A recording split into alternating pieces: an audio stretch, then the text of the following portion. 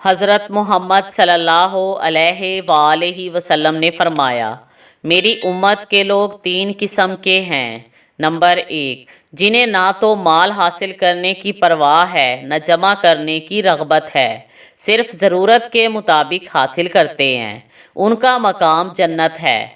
دوسرے وہ ہیں جو مال کو دوست رکھتے ہیں، حلال طریقے سے حاصل کرتے ہیں، حکم شرع کے مطابق خرچ کرتے اور محتاجوں کو دیتے ہیں۔ ان کو اپنے کمانے اور خرچ کرنے کا حساب دینا ہوگا، پھر اگر مناقشہ کیا جائے تو عطاب، ورنہ معاف کیا جائے تو بہشت ہے۔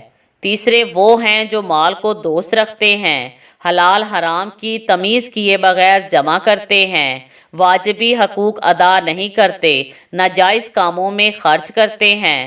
یہ وہ لوگ ہیں جن کے دلوں پر مال دنیا غالب ہو گیا ہے اور آخر ان کا نتیجہ جہنم ہے۔